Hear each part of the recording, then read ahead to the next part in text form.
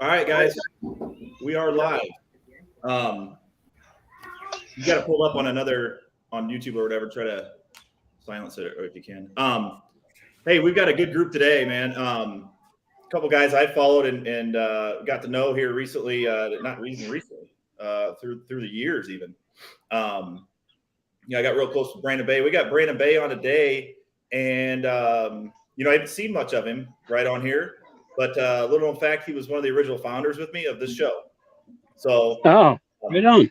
There was, it was probably Brandon, probably 2 or 3 weekends in a row that we spent like an hour and a half on the phone talking freight. And we were like, you know what? We could this is some good shit. Like we could totally do like a show or something. Right. And I had my shipper buddy, Tony, and he had his shipper buddy, John Brewer. Right. And, we kind of came out with John. He wasn't able to do it, but I think Nicole jumped on, and of course Tony was in. So good to have Brandon back. Appreciate you having me. Yep, we got Nurf on. Always interesting stuff he's putting out. Again, today's show's on niches, and he always preaches that. He's got a consultation business now he's put together which I think is awesome. I told him that the other day. I think that's definitely needed. I've thought about that. I know the Jolly Man, he's done a pretty good job on that, but you don't see too many that are doing it. So, and like Brandon said, especially for some of those smaller upstart, even smaller than, LGI, that need that just, one-on-one, down to the basics, what do I do for, my bond or all that stuff. So, it's good to have Nurf on, Mace. We're going to have some good stuff here. He's up there in Canada, ready to rock and roll. We got Jeff Dickinson, the handlebar maniac. He's ready to rock and roll. Hey, I gotta thank Brandon for not doing the show so I could jump in his spot. I mean, this is a heavy chair to fill, man.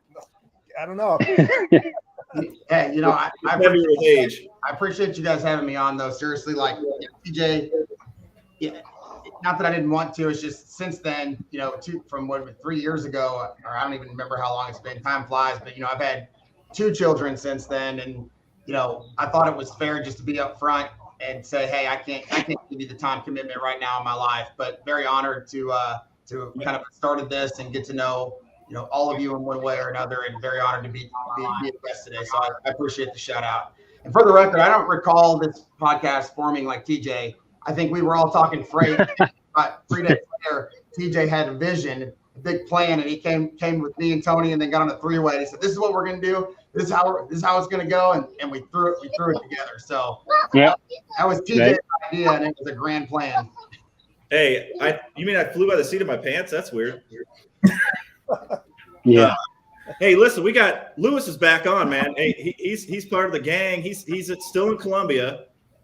What do you got, like a tiki drink going to over there, Lewis?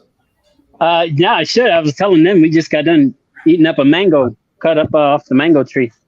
Yeah, we got probably a couple more weeks down here. I was telling them that we're going to meet with HubTech's team down here in Bogota next week. Got a meeting with them. I'm pretty excited about that, and just kind of want to know more about their setup. So that's going to be real cool. Oh, awesome. Yeah. Lewis, again, longtime driver for me, owner-operator part of the fleet that I was running there. And then we got to know each other. And sometimes when somebody is good enough to go out on their own, even though I was, obviously in charge of driver retention, we got his own MC because I knew he was that good. I didn't want to hold it back. So, of course, then we have my best friend, Tony Darnell, Dr. Dreyage. Dr. Dreyage. I got hit up again today for I think 3 times asking for opportunities for drayage. I got none. Yes, I've been promoting it. Everybody, if you got drayage, I don't care. Hey, get your stevedore on, and let's get Tony involved. Okay. Hey, you said big shoes to fill, Jeff. Brandon, nobody knows this, but Brandon is like 6'6". He's huge. If he stands next to a regular person, it's like a regular can next to a monster. Hey, we're gonna get going on the show, but I do got to tell the story. The first time I ever met Brandon in person, me and Tony fly out to Vegas for that Lean Solutions Mastermind event, and by the time we get there, it's like It's like 4 a.m. our time, but out there it was what 2 or maybe it was 1 a.m. in Vegas. But I don't remember. I think you missed your flight. That's why you were so late. yeah, absolutely. Yeah, and I ended up getting on Tony's flight, which was awesome. So we get out there, we get out of the cab, and we're in that little circle there before and all of a sudden this giant comes running out of the hotel like full speed. He's hammered. I'm like, who is this dude? And he just bear hugs the hell out of me.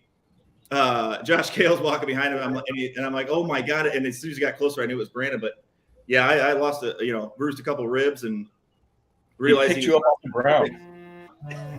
Yeah, he's a tight end. So hey, I'm 6'4", so I mean I'm a little shorter than him, but still, Hey, yeah, Brandon is he's a big boy. So we got a lot of people in the car. We got Nick Roomer, always great. We got Rebecca Satsky, man. That's my girl right there. She's in the comments. Who else we got, man? We got Lionel Harry. We got Scott.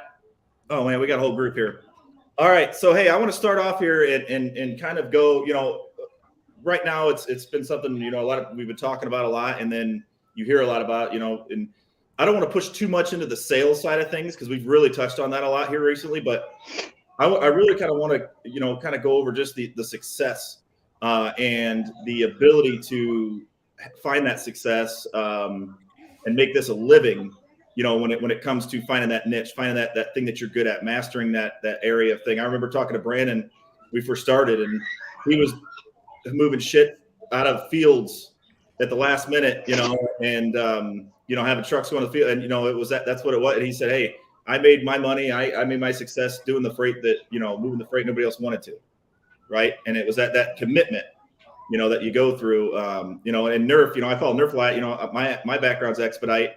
He talks a lot about the expedite field, and I think that's a great thing to get started. If I could, because even Brandon had a little bit of that, but because once you have that background, you're accustomed and you're used to those updates, response times, requirements, carrier vetting, all those things that come with it, and I think it makes you a better transportation provider, down the road. So let's actually, let's kick it off with Nurf. Nurf, give us a little background on how you started, how you got into your niche, and what it's done for you.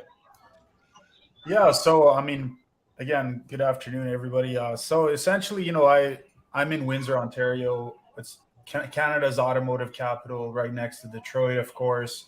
My house is actually 8 miles from downtown and 16 miles from 8 miles. So it's like I'm right there. I'm not far from any of those locations. So for me, given the fact that I'm around automotive, and automotive is such a big deal here, and they have just in time is kind of Toyota invented it, and Toyota kind of all these other car manufacturers kind of mimicked that and went down that road to treat their urgent, time critical, just in time needs as well under that model. So again, for me, at the time that I got in 2010, and moving forward, 85% of the freight that I touch was automotive. And so once you're exposed to something that much, you're kind of forced to educate yourself about that niche, specifically commodity specific automotive parts. And the reason why I decided to stay there was because it's extremely lucrative, and I just understood what the customers wanted. I mean, the customers come to you, again, when you go out on a sales process, they actually, when you listen, they tell you what their problems are. And I was telling Jeff this morning, actually, if it's a financial burden on them, where their current, incumbent carriers on their expedited lanes are causing havoc and, doing, $15, $20 a mile, when you can provide fantastic service at $4 a mile or $3 or $6 a mile, they're saving money and they're putting money back in their pocket. So they're going to go with you based off of that pain point. If it's a process in terms of, like communication, for example, they're going to go with you if you can provide the communication they expect, right? And I really like to narrow it down to, I call it rich tea. And rich tea, if you're drinking rich tea, you're going to get rich. And I don't mean rich just bags of money. I mean, process rich, knowledge rich, education rich, experience rich. And the rich P stands for reliability, integrity, communication, and honesty. And the second segment of that would be technology, experience, and authenticity. And if you're doing this day in and day out, you get very well at what you do, much like somebody that only deals with produce or someone that deals with heavy machinery or whatever your niche is in terms of commodity. That's how you get good. And obviously, reliability for us, people kind of, especially on LinkedIn, I find you get a lot of heat if you're open 24/7 or a hate online if you're open 24/7. The truth of the matter is that's where the money is at. And if you can prove to your customer how well you perform during the bedtime hours, you'll get called to the breakfast and lunch table, so to speak. And instead of being one night type of stand, you're going to be like, they're going to come to you at random hours. And when you have people that service them at 2 a.m., 3 a.m., 4 a.m., they will remember that, and they know that their headaches are going to be limited when it comes to that. Be authentic, be honest. I was telling Jeff this morning during the Sales Chatter live in the morning at 9 a.m. as well, one lie turns into 30, turns into 300. And the next thing you know, you've dug a hole for yourself all the way to China, where you're going to have to blank sail your ass back to North America. And you're going to have to maybe reach out to Dr. Dre there to see how you can get your way back home. So that's the thing. Like, don't lie, be honest, be integral, and live and work like your life depends on it, and literally show your customer you give a rat's ass about their freight, and you're going to go a long way. You're going to get customers in different commodity specific niches and in the expedite time critical mode, and it's a recipe for success. But if you go in there thinking they're just going to give you freight and you're going to work 9 to 5 and say goodbye at 5 p.m., you're going to wake up to a storm. Like, it is going to be bad. You're going to have voice missed calls, a lot of swears, a lot of, sometimes threats, like all kinds of things. So just be very purposeful in what you do. And I promise you, we need more expedite people in the business, because it never hurts to have more options. It's so big that we cannot be secretive and private about it. We need to spread this word so people can educate themselves and get involved with expedite. That's my niche. That's what I'm passionate about. So Nurf, like now that you've got your experience and everything, you're not putting in as many 24-hour, you're not putting in as much time, correct? Yeah, so here's the thing, right? I started where I was the guy sleeping on this carpet floor, doing updates. I was the guy setting up the macro points, making sure they're going through, setting up whatever kind of tech you're using to make sure the customers are getting their updates. I was that guy. And then as you grow and you scale, you hire people. Like, I have my brother involved in the business. I have a friend that's involved in the business. And we have a collaboration together. Obviously, they get paid for their services, and they're there to service the customer from quoting process all the way even to invoicing process. So it's an opportunity to scale. It's an opportunity to grow. And my brother, he didn't know what logistics was. He didn't know what expediting was. Now that's all he wants to talk about. He's super hyper focused on it. And he's a software developer. And for him, he's talking about logistics websites and talking about supply chain websites, and he's all in on what logistics is. And it's not just a job; it's a way of life. It's a type of life that you live. And that was the point I was getting to. Was I've always told people, like you said, you see that on LinkedIn, oh, don't work your life away, all this stuff. Well, sometimes you got to put an investment in. And in logistics, a lot of times it's just, I've always described it as, you go to the ocean, you got to swim through the surf, right? You got to dive in. You're getting knocked back by waves. You're taking mouthfuls of water. You feel like you're not making any progress and you're swimming hard. But once you get past that surf, it starts to calm out and you kind of come up for air and you kind of look back on it too. You know what I mean? You kind of see what you went through. But there is a way, but you got to battle through it and you got to push through it, because there's a lot of opportunities out there. Not only that, but you also find ways. If you've got a family, if you got things that are developing in your life, you're going to find a way to make it happen. You're going to get efficient, right? You're going to learn those things. You're going to have trial by error, but as you develop, it's part of the process in becoming better and seeing how you can develop. And I know, Brandon, I know you kind of did that same thing too, right? I mean, obviously now, me and you have talked too, and I know almost all of us now are, you start to get paid a little bit more for what you know rather than what you can do. You know what I mean? And I think your knowledge you build, you get to that point, and it's nice, the timing. You got family, you got kids coming through, and what was your, when you found your niche, was it put on you? Did you find it? Did you gravitate towards it? And how did you develop into, where you're at now? Yeah. So first and foremost, I wouldn't say even with time and experience, like there's still a lot of work that goes into it, but it's a different type of work. I wouldn't say that I work any less hard than I ever have in the past. It's just different. I always say, like, people want to move up and get into leadership. Like, freight's easy, but man, people are hard. And learning and getting everybody together and working as a team and finding success, that's my ultimate goal now. I got into a niche and I didn't even know it was a niche, to be honest with you. Whenever I started at a previous company in St. Louis, it was primarily a refrigerated company. That's all I knew. And we did some dry van. There was some flatbed thrown in there, but I didn't. I mean, when I started booking trucks, I remember the first 1-pick 5 drop from Virginia to West Virginia that, I got on my table and I'm like, nobody can take this. I kind of always tell that story. Still do business with that customer now, which is awesome. But as I got into sales and really was like, okay, well, what do I know? What am I good at?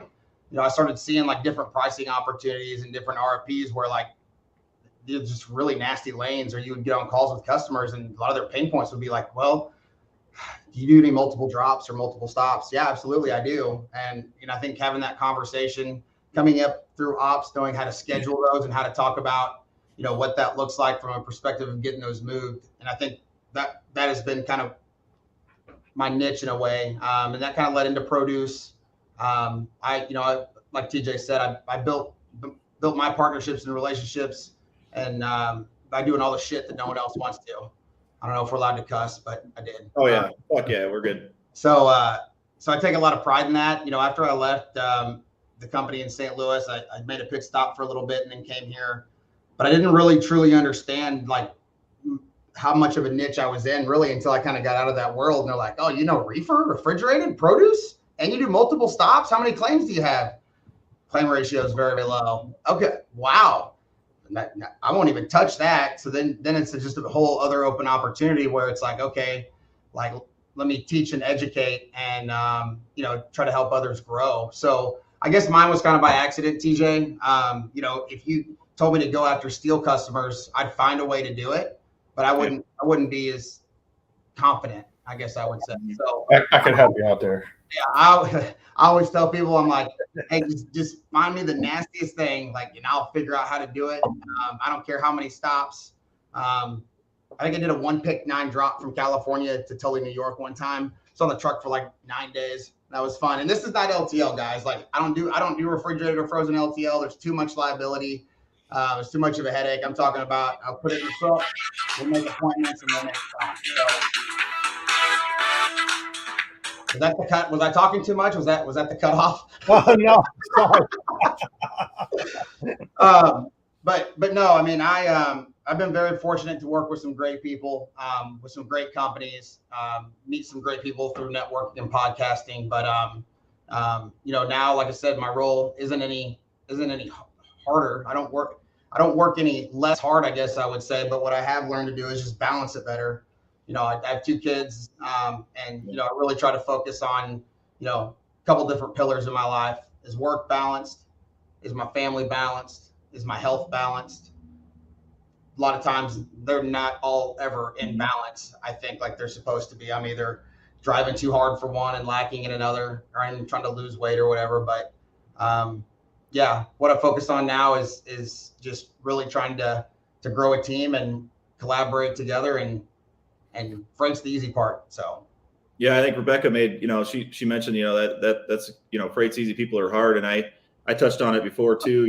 I think a lot of people that do advance, we're top producers, they go from that. It's hard to know yourself and how good you are at something and then have to get, 10, 15, 20 people to do it the same way.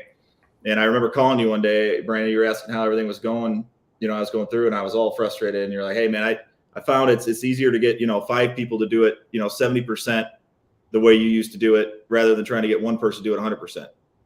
And, you know, it changed. It's a lot harder with people because there's a lot more dynamics than just, you know, booking the freight. Some people just don't get it. They don't think the same way as you, but I always looked at it. You're not always in the same, you know, stage in their life either. Right. You know, maybe they do have other things going. Maybe they might get there, or maybe they're past that, or you know, a C player, maybe a good C player, and that's what they want to be. Right. And then you got to recognize if there's a C player that wants to become an A player and how you get them there. So it's tough, but, you know, finding and gravitating people towards there when you see them start to excel at something. And that's what it is. I mean, if you start being good at something and you want to learn about it, learn about it. You know, that's how you find your niche a lot of times is go towards it, man. Don't be afraid to learn as much as you can to master it, and be confident, you know, when you talk to people about it. You know, one thing I want to, you know, ask Tony Darnell, Anthony here, you know, Dr. Dreyage, you know, you've been on the shipping side, but you've done so many different things, you know, from hauling horses to, you know, hauling steel to, you were telling me stories last weekend, you know, of the steel you're hauling, and then to, you know, being on the floor, and then now, you know, managing a shipping thing. And you told me, I remember there was a time in which it clicked for you that you wanted to be on the, you know, on the dock side, right? And not necessarily in a truck. And what, you know, obviously you've excelled since then. You know, what was it that clicked for you, and how did you find that route? Well, for me, here's the way it went down. I was driving. I got bored with it.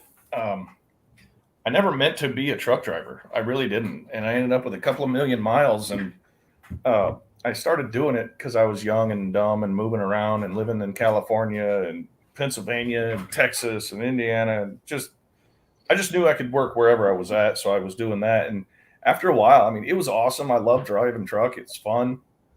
And then they regulate this and they regulate that, and they change this reg and they change that reg. And then it's going to be electronic. And I was looking at the future, and smartphones were just coming out. And I was like, I think this is going to where I can't work.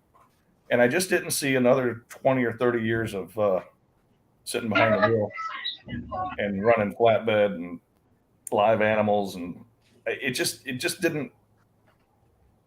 I love it, but I just didn't love it enough to keep doing it. So I went back to school, finished college as an adult with 2 kids at the time, got a 3rd now. That's tough. If anybody has kids, they can attest to that. Because I've got 2 kids right now. One, and he's 2.5, and then I got one that's a little over 1. Going back to school right now, I don't even know how that's possible. So, yeah, you know, I love you already, Tony, but people don't truly understand how hard that is unless you have a couple children, like I know Tony has. So just wanted to call you out on that, Tony.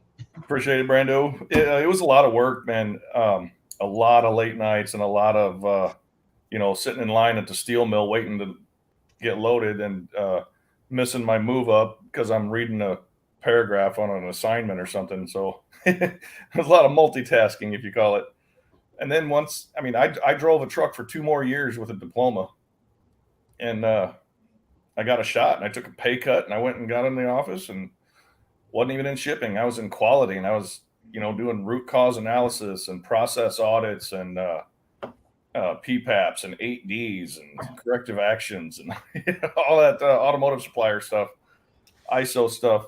And I learned a lot, and root cause and all of that stuff really helped when they did come and ask me to move to shipping, because then I understood all the way around, not just one angle. You know, you got to look at it from everything. And when I realized that there's a growth path here where there wasn't there, I had run my own truck, and I just didn't want to do it anymore, because you got 3 jobs when you're a truck driver that owns your own drive, owns your own rig.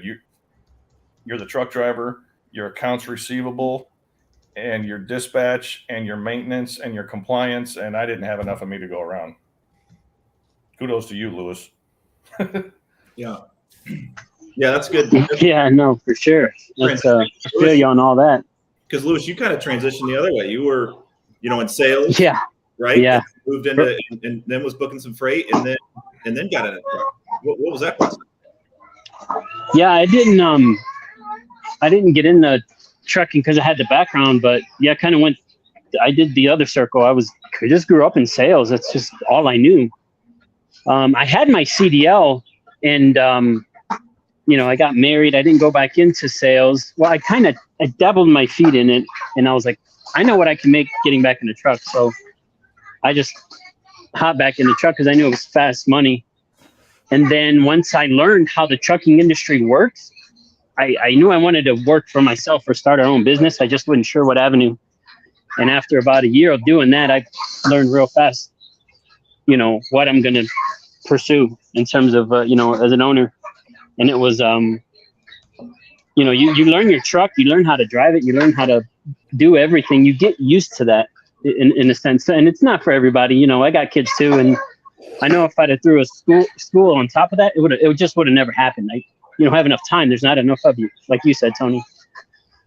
So I just dug in and, decided to go solo. And that was the best decision to go solo, with our authority and really try to grow the business. It took us 4 years to get to a point where we can grow, because the first 3 years were none of that at all. It was like digging out of a hole. It's literally what it was.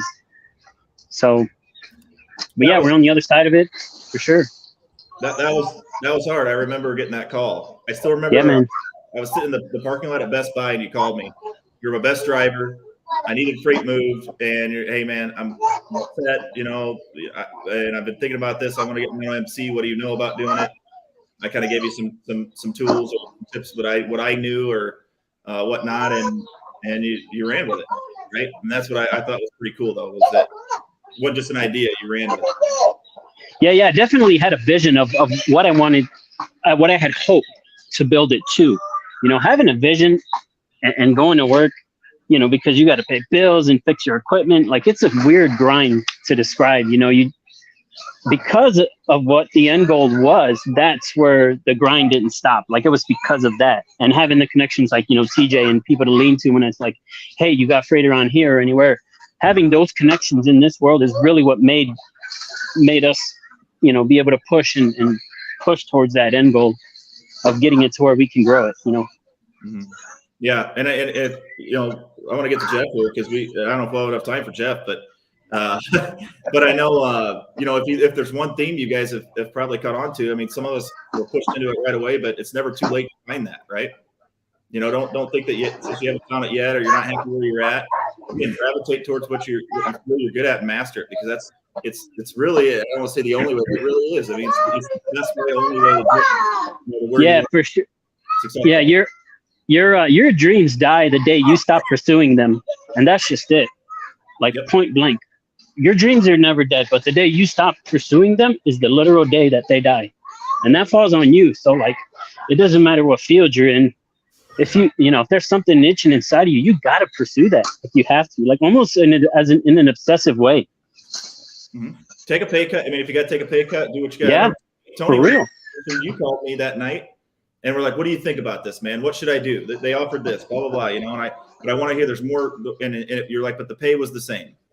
I don't want to make a lateral move." And I said, "It's not a lateral move." I said, "You got the ball, and you're trying to get to the end zone. You're not just able to run straight forward the whole time. Sometimes you got to do a sidestep, right? You got to work your way around, but you got to your end goal then is obviously hit the hole, get to the end zone." So, I mean, I didn't listen to you, and I ended up here, and it was a good deal. Yeah, and it wasn't you didn't just listen to me. I mean, I think you just wanted to reaffirm that what your decision you were making was solid, and it was. And I know you talked to your wife and a bunch of other people too, but that's how it is. And Jeff, I know you started. You got a lot of experience on the the shipping side, and obviously understanding that. And and then you got into brokerage, later, more of a consulting type brokerage, later down the road. What brought you to that decision, and where did you succeed, and where did you excel that gravitated you towards that? Yeah, interesting enough. My background is across many different areas. I started out in warehousing, was in it for a very long time, moved up to manager, taking my manager's spot, loading trucks, forklifts, doing all that, hiring staff. Then I went into other bigger things. Just to mention, Jaguar Cars. I was a PDC manager running the PDC there. Then I went to the mothership and started up a brand new 4PL operation for Ford Motor Company. And then I used to do route designs and do the hub and spoke operations and run 48 dedicated fleets every single day, over 100 inbound shipments a week. 40 something outbound, 10 LTL truckloads a week, LD3 cargo containers going overseas. And I used to go out and I designed routes throughout Chicago, followed pups, created cross docks, blended material, you name it. I climbed underneath pups in the middle of a snowstorm in Chicago and help fix a lift gate. You know, I put in satellite lock boxes on 300 dealerships, and they were like satellite driven, and you know, on time delivery performance. And you get in there, push the few codes, and they'll tell you exactly when they got in there, when they got out of there. So I mean, that whole thing was fantastic. But you know, managing several million dollar operation, being the procurement manager for Panasonic in North America and all of their facilities, flew all over the place, Canada and Mexico. And you know, it got to the point when I got to the director of GenPro, started up the intermodal. I was also the Northeast Regional Operations Manager for Schneider Intermodal, had from Baltimore to Youngstown, Montreal, Halifax, 21 ramps.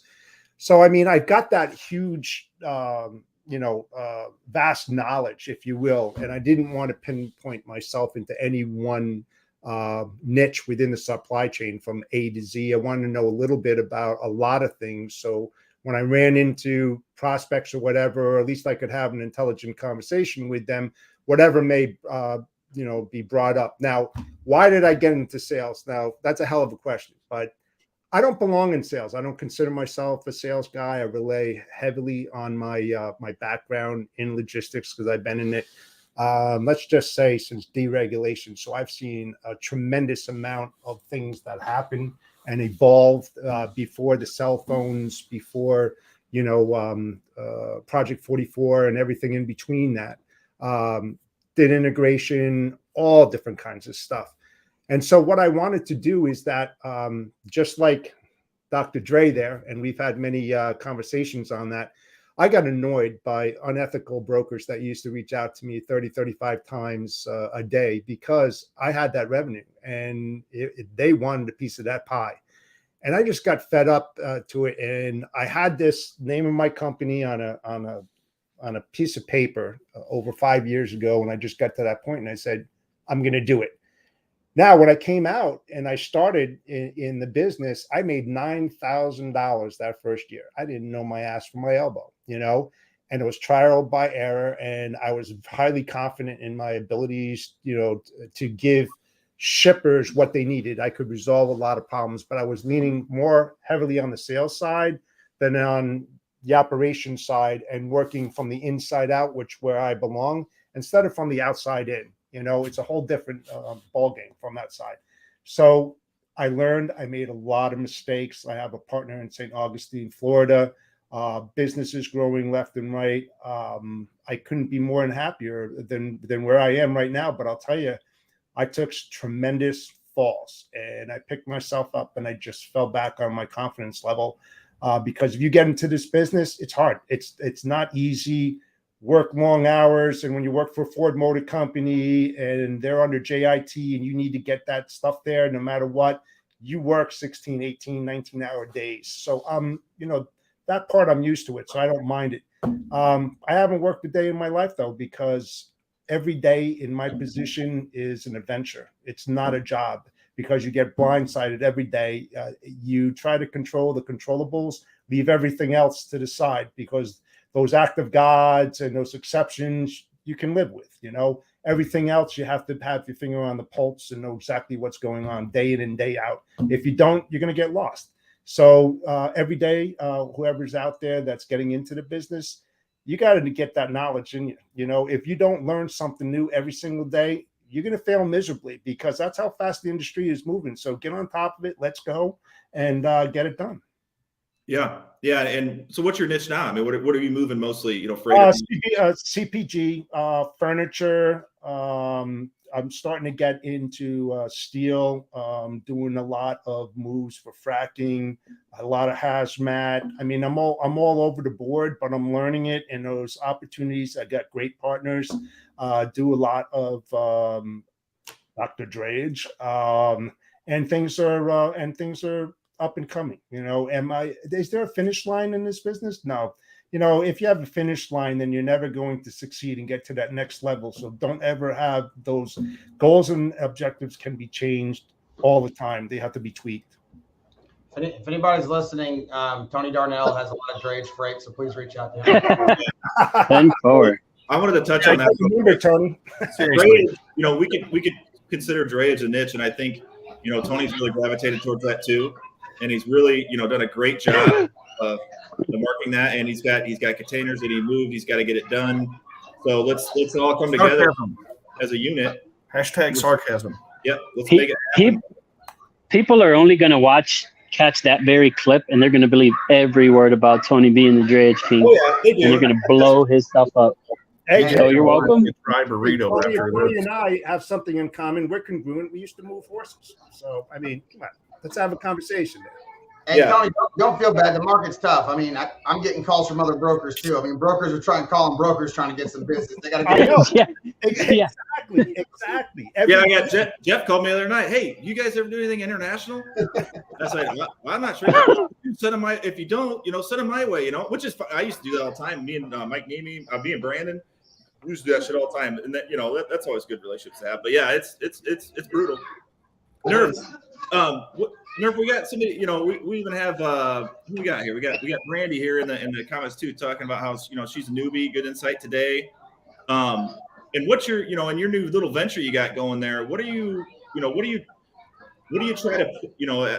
Again, I feel like sometimes you naturally slide into what that niche or whatever that thing is. That when you got people that are maybe in that spot where they're like they don't know which direction to go or where they're at. When you're doing your consulting, when you're looking at that from your experience standpoint, what's your kind of go-to and your thing you see works best? In terms of my advice to the people, yeah. So when people, again, this consulting stuff is 2 weeks in, I've already had, you know, I'd say several good sessions with people, and a lot of people have already rebooked sessions, primarily focused on, in the beginning, depending on the person, where they're at. If it's someone that has no experience whatsoever, we always start with the fundamentals. The fundamentals is, you know, kind of like, you know, like in basketball, you got to be square to the basket. You got to follow through, that kind of stuff, like very, very simple stuff in terms of equipment types and the procedure of freight brokering, international shipments, wherever the individual is at on a personal level. And then we tailor that to where they need to be.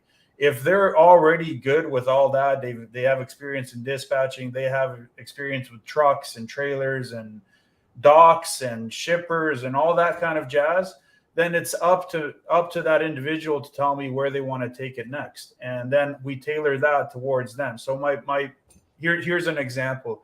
Someone comes to me, they have all that down pat, they know how to dispatch, they know how to do that. They just want to see how they can improve their cold calls, for example. And so we go into a discussion, and I have a whole, 60 slide presentation on how to improve their cold calls and how to get to that next level. The primary thing that I focus on in that cold calling is to take a consultative approach to selling and not a traditional way of selling. So for example, 3-letter broker comes in, gives you a shout on the line. Their thing is quantity and not quality. So they're going to come to you, say, hey, do you have any freight?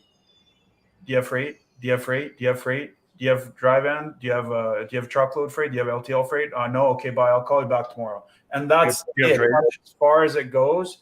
Whereas for me, consultative selling is the go-to procedure. So it's active listening, it's curiosity, it's asking several questions, it's trying to understand your customer on a personal business level in terms of where their pain points are, and then tailoring and the pitch that you're giving to the customer. It's not a pitch at all. It's you coming and saying, I understand you, I empathize with you, I see where your problems are. These are my solutions. These are our solutions to help fit into that problem. If you don't know something, we fix that too. So you don't know something, you ask. You literally go and you ask that shipper, I don't know how to move aluminum chips. How do I do that? I don't know how to do 47 multi-stop Home Depot flour loads. How do I go about doing that? I can find you the carriers. Just explain to me the process.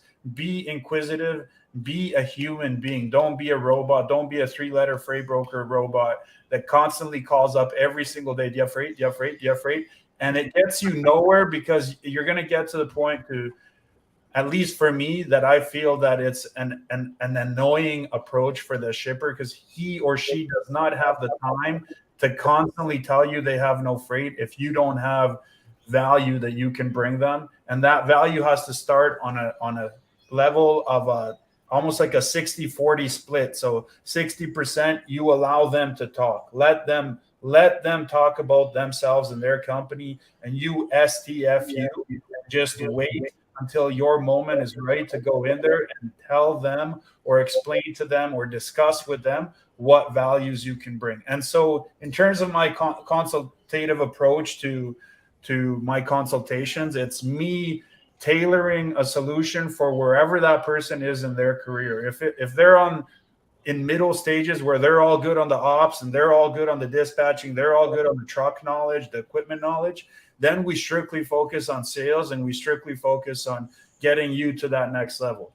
Whereas if they're not, we start from point A and we go all the way to point Z. And that's really how I've wanted to do that. And it's worked well so far. I mean, like I said, I'm 2 weeks in, and people are showing interest, and people are engaged, and people are asking questions, and people are, rescheduling meetings, which is a good thing, right? So it must be something. My thing is, like, if one person wants to buy your services, whether you're a logistics provider or a barber or whatever your thing is, if one person's going to buy it, there's going to be 10 people that want to buy it. If 10 people want to buy it, there's going to be 100 people that want to buy it. That's just how it works. That's the natural flow. That's good that you mentioned that, Nurf. I like the idea of becoming an educated about your prospect first, letting them talk about themselves, because that's what they do. Allowing yourself to solve the problem, be consultative instead of just pushing sale, trying to close. I mean, those are great hints for newbies, but Brandon, you got some stuff too. Sorry, Lewis had to run. He's, Colombian internet isn't as good as Xfinity and Mishawaka. Yeah. So, tell us about it, Brandon. Yeah, I mean, my advice would be, first and foremost, if you're on the customer side, just always remember that, customers, we're in transportation. Customers don't mind bad news. They just don't like surprises. So things are going to happen. Just communicate, and not only communicate, over communicate on every single load, no matter if it's a problem or not. I've had customers tell me, like, hey, you don't have to tell me about this, about that. But that's okay. I've even had people, whenever I was coming up, tell me that I tell customers too much, but I didn't stop. So I would say over communicate. Let the customer tell you you're telling them too much. I send out a list of expectations, and I usually have to pry ETAs out of carriers. Why should I have to ask you what the ETA is? You should be telling me what the ETA is to my pickup. Absolutely. I hate that. Absolutely. Make them tell you you're talking too much or communicating too much, man. Yeah. You shouldn't have to. You should not have to. If you have the right service provider, they're going to give you that. As long as they know up front how many times a day that you need that information, they'll ping them and they'll get that info for you. And if you're just starting, we all know you come up, you get a load here, you get a load there. You have the time. If you invest it, then that load could potentially turn into another load, then another load. That's really how you build, your credibility and your communication. On the customer side, I would say, selling is not hard. It's because the only thing that separates us from one company to another is our service. listen, less talking, like Nurf was saying, and you just listen, you'll be able to find out a lot. So I would just encourage anyone that's on the sales side to, even though it's exciting to get on that call, just ask open-ended questions and just listen and take notes. You don't have to give them an answer right then. In fact, I always encourage, schedule a follow-up meeting off that first call, go back to the drawing board, absorb what their issues are, and then qualify that customer. Not every customer that I talk to that I'm going to be good for. I mean, if I tell them like, hey, we're not going to be able to run Atlanta to Chicago cheaper than some big name, other broker, but that's okay. Great to get to know you. We can move on. So always listen. And then 2, whether you're dialing for carriers or you just happen to dial, because we all have to do it, just remember, life's all about numbers. The more you put out, the more numbers or the more things that you put out, the bigger the reward will be. So that would be my advice for someone new. Over communicate, listen more than you talk, and just do more than everyone else. Yeah, I think one of the biggest flaws that they have is that they always talk about the capacity you have or the best rates out there. They go right for the juggler. It's like the worst approach ever. You shouldn't even talk about freight. I don't talk about freight. I'm more about congruency and knowing more about their logistics operations, because I want to uncover from the exploratory conversation what kind of issues that they are having and what kind of value can I bring to that customer that's going to help them to move forward. And the more information that I find out about them, I'm not going to say, you know what, let's have another conversation. You call me when you have time available, because shippers out there, big hitters out there, they don't have the time of day to spend talking bullshit. I mean, I'll just be frank. They don't have the time. They're busy. They're getting blindsided every single day, every hour of each day. So you got to make that call meaningful and drive interest, period. In the first 5, maybe 10 seconds. If you're unable to do that, it's a lost cause, man. I mean, I can't tell you how many times I hung up on guys. They don't have time, but they'll make time. And that's what, what Nurf touched on, what Brandon touched on. If you listen and you let them start to kind of go on their side of things, it's funny, again, the more you listen, the more you let them kind of guide the conversation, you'll start to gain confidence too. Yes. I still do. I'm on calls and I feel like I get off a call and I'm like, I feel like anybody I get on a call with, I somehow relate with what they're doing, or I have experience with it, or I can relate to it. And when they start doing that, they'll start to kind of vent a little bit, even maybe they'll go on about, what they're starting. All of a sudden now you're thinking to yourself, how many times Nurf or Brandon or Jeff, you've been on a call and you're like, man, they're like opening up to me. They're telling me things that I never thought they would, because they're going to come in thinking they don't have time because they're dealing with the same thing every time. And what separates you is that they get to talk. Exactly.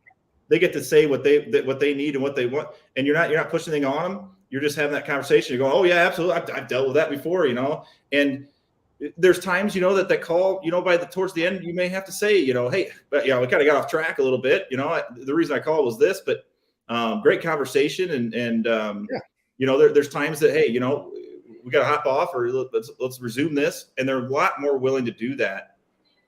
Because they like you said, they got value out of it. And so when you start to, but the only way to get to that point and have those conversations, though, is the whole point of the show, is to find something you can master, right?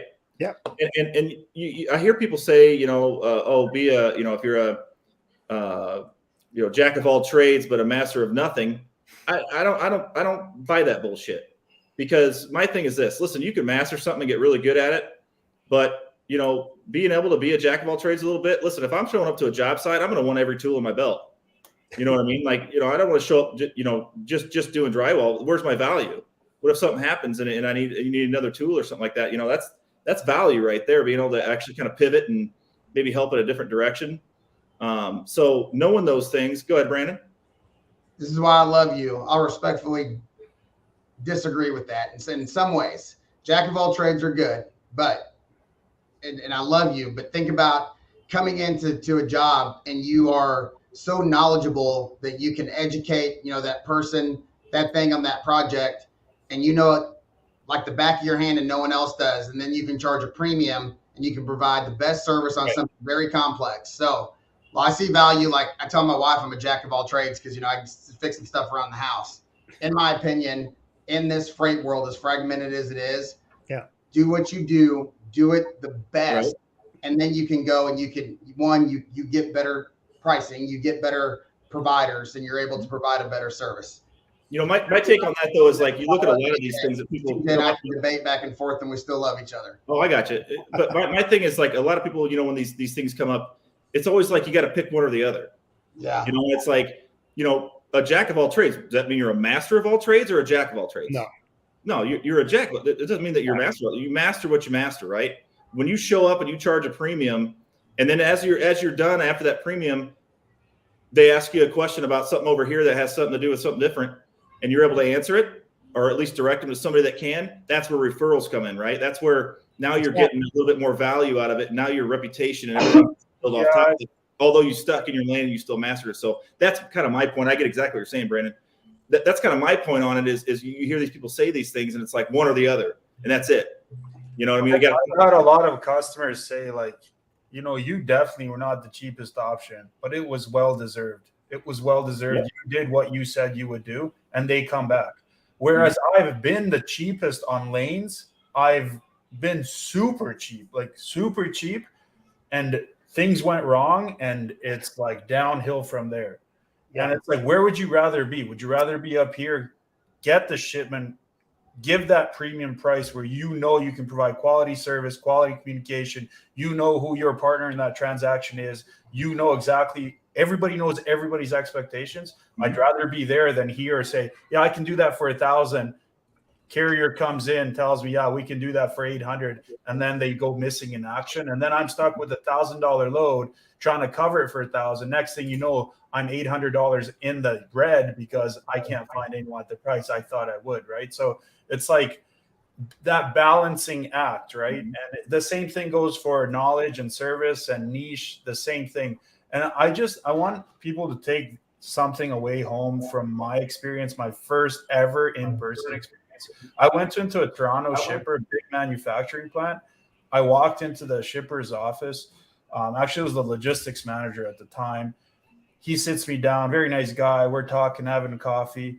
And he points at this big vase or however you guys say it, like on his desk, but it's like see-through, like glass one.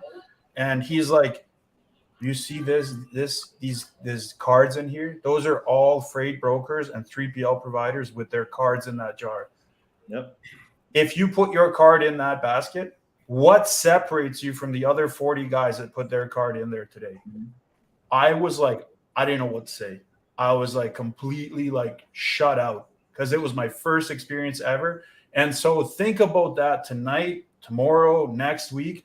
What separates Nurf from Brandon? What separates Brandon from Jeff? What separates Jeff from TJ, et cetera, et cetera, et cetera? And who is Tony Drage going to use for the next move, right? What separates? Maybe it's the chassis split charge. Maybe it's detention charges. Maybe it's honesty. Maybe it's the hat that you're wearing, TJ. Maybe it's the $5,000 check and 12 donuts that you sent in, Brandon, to Dr. Dre, right? It depends, right? Something's going to separate you, right? Yep. So. And that's the key there too is that, when you got to build to that, right? And you got to prove it too. So number one, you got to be confident in it, but being confident in it doesn't mean that they are. Right. So like Nurf said, it's a balance, right? So you're going to have to maybe take a lane that's cheap, right? You're going to maybe have to go a little cheap on freight to get in and prove it, right? To get in and show what you have going. And that the article I put out, it's still one of my favorites. It took me forever to write it because I'm so ADD, but it is not long at all. But the art of the spot bid, at the end of it, my closing line was basically, hey, your goal is to get to the point where your customer says, hey, I've got somebody that's cheaper, but I'd rather go with you so that I know that it gets done, right? But that doesn't happen overnight. And those are, one of the rules in the 10 rules of spot bids is justifying your bids, right? I mean, remind them of that, right?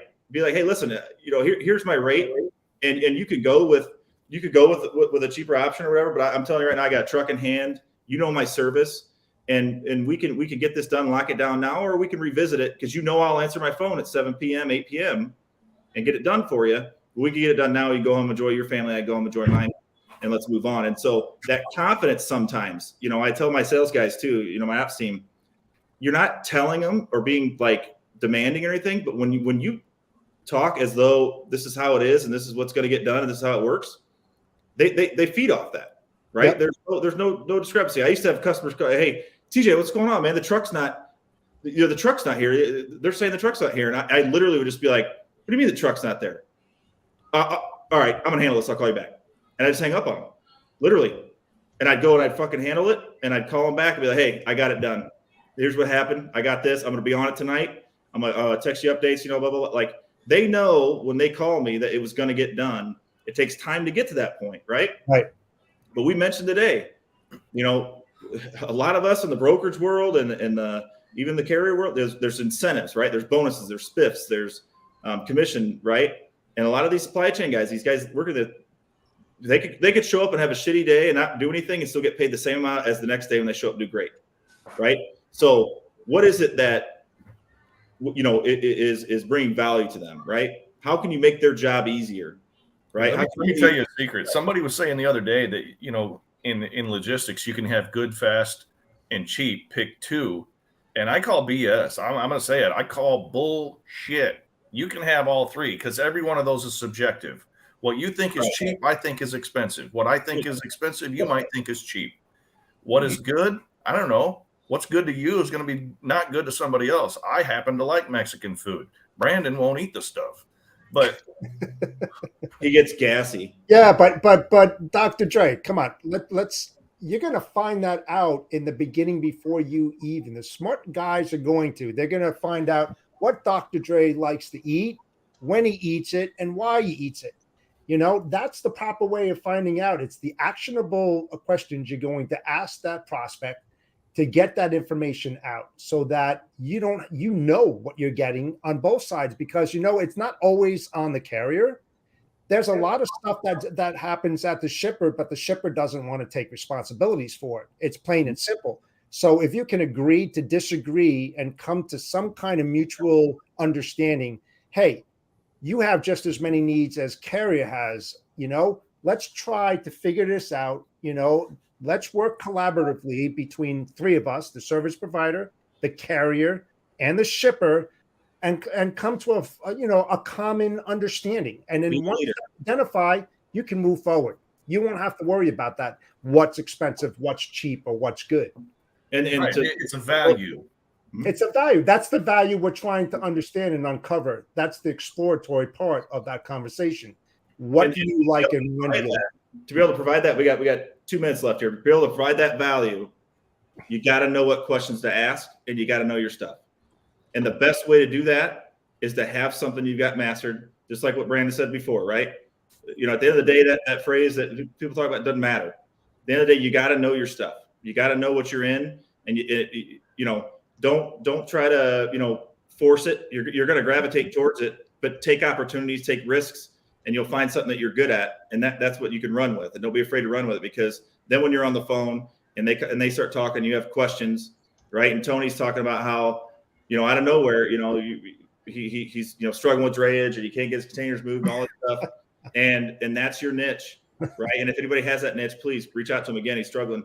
Have no containers, but you can have that conversation, and now something he's struggling with, he now feels confident that this guy, compared to all the other people that are reaching out to him and sending him all this bullshit, can help me, right? And lose your form letter. So that's the main thing, man. Find it, but don't force it, right? Hey, thanks, Nurf, for coming on. Thanks, Brandon, for coming back. Thanks for having me, guys. It was awesome, guys. I really appreciate it. Thank you for having me. Thanks, man. Great conversation. Find what works for you and run with it, and master it. Yep. So that's how you grow your confidence. That's it. See you guys next Appreciate time. it. Hello, guys. Good Adios.